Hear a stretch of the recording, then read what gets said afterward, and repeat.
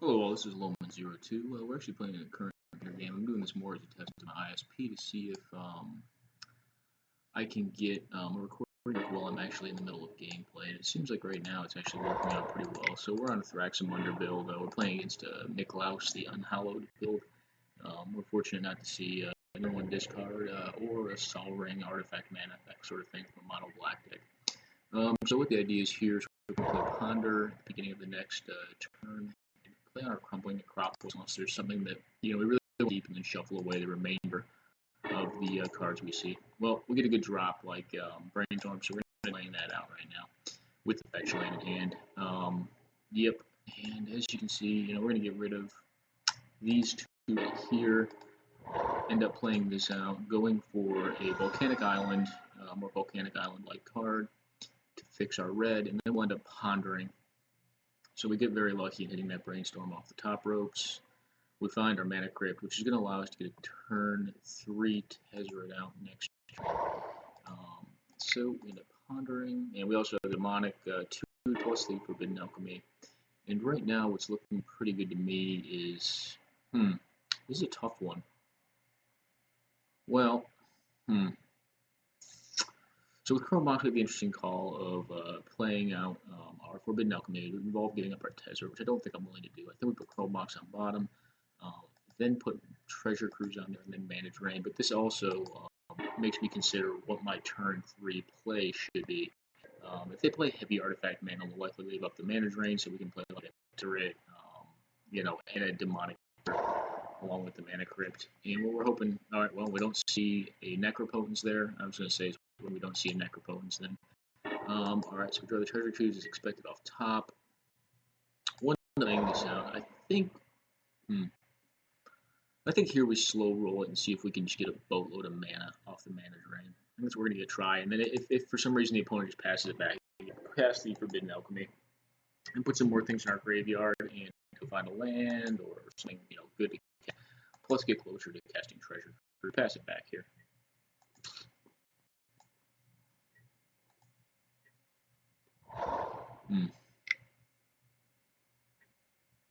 Thought Dissector. What does this card do? Target opponent reveals cards from the bottom of his or her library until an artifact or X cards are revealed, whichever comes first. If an artifact card is revealed this way, then put it in the battlefield under your control and sacrifice Thought Dissector. Put the rest of the reveal cards in the player's graveyard. We get techie and let that thing evolve, and then let him find, X silly artifact in our deck. But, and that's really good. What it's going to do is going to pump up our Yogg-Will. So we have Demonic Tutor in hand, and this is a Yogg-Will deck with a Mana Crypt in play plus Demonic Tutor. We're pretty sure that, unless he hits the Yogg-Will, we're going to be able... All right, well, it looks like the match ends there. I guess he's not having a Mana Drain. Unfortunately, a lot of Commander players tend not to enjoy playing against counter spells, and maybe his deck's just not set up that it can beat it. All right, we'll try one more just to see how this thing continues to run. It seems like it's doing pretty well now, though. We'll do Thrax again. I enjoy this deck a lot. I like the Grixis Color Pie, and I think this deck is it's pretty great. One curious thing we could probably do with the build, I know I haven't shown you a deck list yet, is like I said, it's a Yogg-Will deck. We don't play Gifts Ungiven in like the Recoup package, kind of like you'd see in like an older school Vintage or something like that. Let's see if Jay will pick up a match with us and hopefully close out this video. We probably had that first game though. Just if you saw our hand, it was pretty monstrous. Let's switch the opponent. Good luck. And again, we lose the roll. Darn.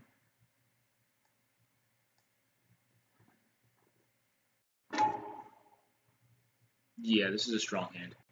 So I think we go turn 1. Sunken Hollow, depending on what they do. That'll allow us to Demonic Tutor the following turn. It also allows the Sulfur Falls to come into play untapped. What are we Demonic Tutoring for? Probably just fast mana. Well, he's on Lay of Old. Lay of Old, we'll stop a lot of our card draw. A card like Jace, we can bounce with Jace, or, if we on the ramp that I expect this hand can get into pretty fast, then we'll be able to just hard cast Thraximundar and make him sacrifice the Lay of Old. Lay of Old's an interesting commander. It's kind of a hate card. If I target stuff. Yeah, but this deck doesn't really target. I think, I don't know about target. Target removal is a thing in Commander, but you don't as often. It's just not as common. So, We got a Marsh Flats. It's probably going to get a blue land of some sort, my guess would be. My guess would be this deck runs counter spells that it's playing. So we've got to be a little bit leery of that. Obviously we don't have to play this first turn. Interesting question here. Should we play around Wasteland? I think not. And the reason being is because we really want to be able to play our Demon Shooter if the opportunity arises on turn 2 of the game. This is also a Slaver deck, so a Goblin Welder Slaver Academy deck. Eventually you can obviously Academy Roost to do it, but it's a very artifact mana heavy deck, so that's why you kind of see like a card that doesn't really produce mana for us. Yeah, so he ends up getting Underground Siege, jumping off the top. It gets Underground with the Marsh Flats, kind of as expected. We kind of expected him to get up a loose land with it. And what to do here? The biggest beating is Mana Drain. I think we still play into it a little bit though. Yeah, we're gonna go ahead and play into it. So we'll play out the Falls. I mean, if he has Back to Basics, it's gonna get him as well. Let's go ahead, and I think what we end up finding. This is probably gonna get countered, but if it doesn't, I think what we end up finding is probably actually the Crypt. Yeah.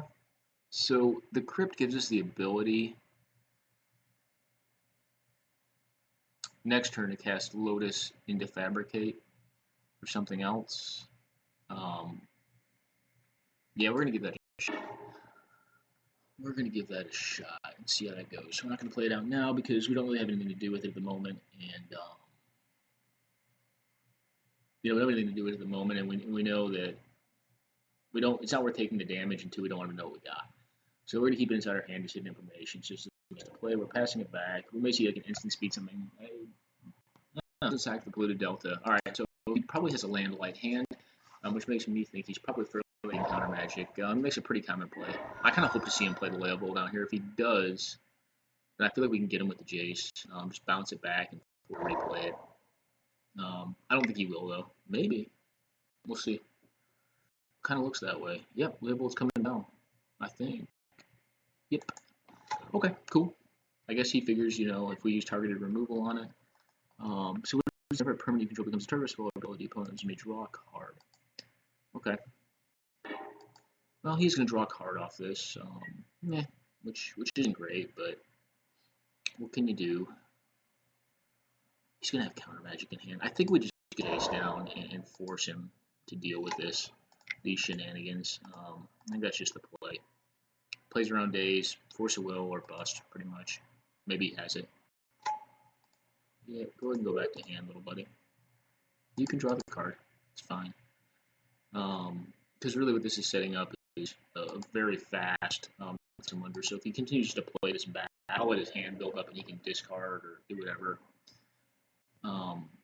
When he doesn't sack that fetch land 2 turns ago, I'm thinking in my head, all right, he has a land light hand and he wants to draw lands off the top as opposed to sack it in my end step and get a damager comes into play, a conditional comes into play to tapped land. Obviously, he got there with the Verdant Catacombs. We're kind of hoping to see him recast the Layable here. If he does, cool. We'll just continue to develop our board. Well, he'll sculpt his hand and develop his hand. I think that's okay. I think that's okay here. We have like infinite mana capabilities inside our hand right now. And do we see Layable come back? I believe we do. And the funny thing is, I think we're going to end up seeing opponent discard here. Nope. Okay, he's playing something else. Let us see what this is. Okay, an Oracle Moldiah. Great card. So definitely an investment card, though. We'll probably end up bouncing that back as well. It's got like a weird discard kind of style deck going on. Now, my guess this is the last land he can play, so he does get a little bit of value off of Oracle and off of us bouncing the Layable. But I don't think he has more than one hand. All right, well, he just might manage to find one on the top, but he can't move it right now.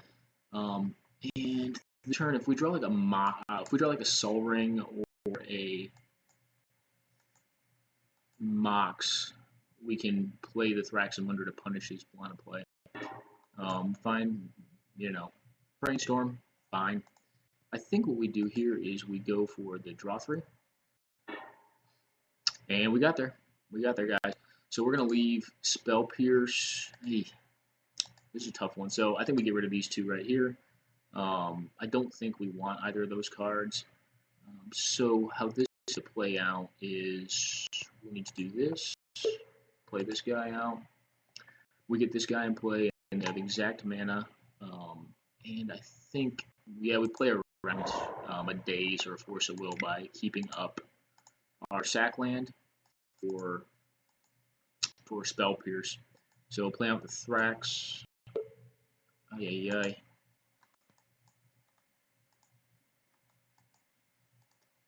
And tap right, unlike me.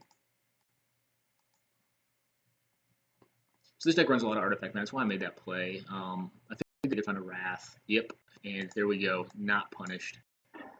So play well, get rewarded, I guess. You know, we didn't go with the Ancient Tomb play. We would have been more mana, and we may have even been able to do the Gilded Lotus line. So we'll get underground. And although I would love to see him pay this, and I think he would at this point too.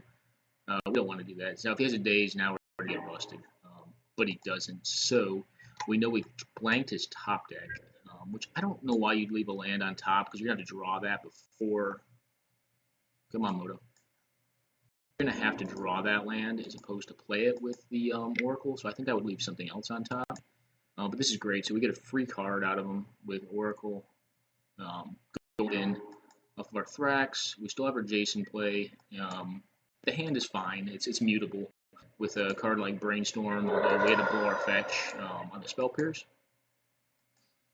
And we don't really care about the 1 damage, whatever. It's a 40 life game, so we feel pretty favored in that. Now we're just going to F6 through his turn and say kind of do your worst. And there's quite a few bad things he could do.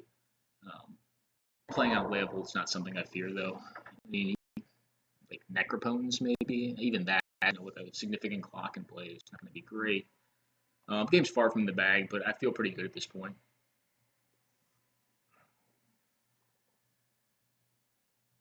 Let's see. What has Sonic got? Maybe they have Critter Kill for our Thrax. Yeah, they do. Okay, cool. And what do we see here? Maybe Leovold again? No, just the Greaves. So he wants to Greaves it up. Interesting. Interesting. So he doesn't have counter magic in hand. He's trying to get like a large threat in play, and he had to remove ours first. We're definitely not tapping Mana Vault, like I said. This is actually has a Voltaic key in it, which right would be a bad draw. Make a lot of mana. At this point though, like I'm not really as worried about mana. I need action. All right, so we get a fetch land, which with a Brainstorm. I think what we do is this. I think we cast the Brainstorm first. Oof. That's a monster. I don't even know what to put back here. Necropomus is not a dead draw to us right now. I think... Gosh, this is a tough play, guys. The Slaver's not live this turn. I can always fabricate for the Slaver, so I think I put back Slaver. And... I really like the Ancient Tomb. It's so fast. It leads to so many fast matches. But you know what? Let's tough. Do I want those two? Nah. I think we're right. So let's shuffle it, and then we'll use the J's to see 3 new fresh cards off the top of the library. What are we getting with this? Maybe Paddlings. We don't get stifled. Yeah, we got lands with this. And let's see some new cards. Okay, so we ended up finding our Ancient Tomb again. I think we get rid of the Rock and the Ancient Tomb again. Our life total is not that relevant, but we're going to start potent using Necropones. Now, what we're really hoping here is that we do not get Spell Pierced or something like that, because we're going to leave up Counter Spell here. I think we're going to leave up Counter Spell and force him to have Counter Magic on his turn, and if he does, I want to deplete my hand a little more. He does, cool, he has to play on his turn, and and because of that, it'll tap him out, and then we can put Potence and Fabricate, drop the fetch land after looking with Jace and getting rid of whatever we don't want to have, and or exiling it off the top with Potence, so we don't have to draw it. So I think we're pretty set now. Darn it, we see a land like Cavernous Souls, so we're kind of hoping, maybe we can find our Crucible of Worlds and our Strip or our Crucible Strip and Wasteland. So we see him equip it up. We know we're going to lose Jace at this point, and it's fine. I mean, we've got counter magic for like really threatening stuff. Leovold doesn't really do it here. I think we can actually get the Leovold next turn. Yeah, actually we can. I don't know if we can do it with counter magic up though. I think we may go for that line actually. He hits the Jace. Whatever. I think, do we still have an Ancient Tomb on top, or do we shuffle? I think we still have an Ancient Tomb and a Rakdos Signet up. What do we see here? So the opponent taps out. Do I really care about that?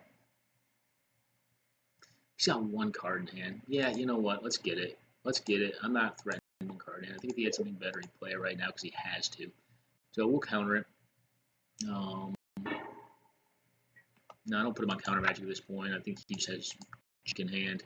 Maybe we were wrong about his land drops. I don't know. Because he has been very fastidious about playing a land every turn. Okay, so Mana Bolt, do another damage to us. Hopefully we can win the flip on the Mana Crypt, but I don't think it's going to make that much difference. Yeah, Signet's on top. So, do we want Ancient Tomb? I don't think so. Then we can shuffle that away. And I think, so we've already seen the Pact of Negation out of them. We definitely have enough mana to cast our Thraximundar. So with 5, 6, plus 5, so 11 mana. He is a 7, 9 mana spell. We can play out the Fabricate. Wait, can we? So it's 4 mana for Assault Ring, plus 2, down 2 mana. Yeah, we can. We can play out the Fabricate, get a Assault Ring. We may even be able to do the Rakdos Signet. I think that's the line we go with. I think we force him to deal with this because it's going to sack off his guy, and if he wants to try to raid damage with a card like Thraximundar, great, but he's going to have to...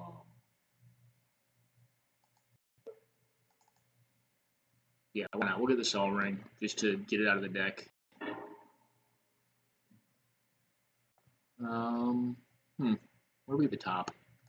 Where do we get the ring?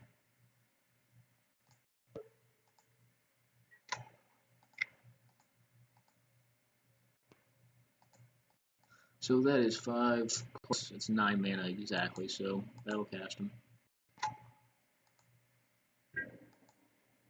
That would have been pretty hilarious if I misclicked there and or I misdid my math and we ended up not getting Traximundar out. It would have been pretty funny, especially after tapping all techie like and not being able to play our Necropotence. Actually, we may have been able to still have the Rakdos Signet. Alright, so he loses to the Leovold. He's got one card, got a set of boots in play. There's definitely draws here. I don't think he's favored in this one. Especially, even if he deals with the Thrax, we can still recast it next turn if we wanted to, if it's like a creature that deals with it, and then we have the Potence in hand. The Signet is what it looks like, a rock. And he agrees and wraps it up. I don't know if this is... oh, this is only a one-match set. Okay, so hope you enjoyed the match between myself and the Leovold deck. I have actually not seen a Leovold Commander deck. Just kind of did this for fun, for lulz. And, I'm going to put it in the MTG Salvation forum. So if you enjoy 100 card singleton and maybe you enjoy Commander as well, I sometimes do. It's a much more degenerate format. I'll pull the deck list up real fast if you care to see it. This is actually a really fun deck. I think it's one of the better Commander decks I have as well. It's 34 land, a little greedy on the mana base, but you have some basics in there to play with. And it's really just a Grixis good stuff deck. I think it runs like 2 creatures. Let's see. Yeah, it's got maybe 3. It's got 3. Yeah, Trinket Mage. I believe it has the Baleful Strix and the Notion Thief in it. Plus, obviously the Commander. Otherwise, it wins through sheer attrition, really through the Commander. This is a deck that's made possible because it is Commander format, and you have a recurring threat in the form of a card like Thraximundar. Okay, so I hope you enjoyed it, and you know, if you ever want to play a Commander game, please hit me up. Lowman02 on MTGO if I'm on, and I'll definitely give you a game. All right, take care now.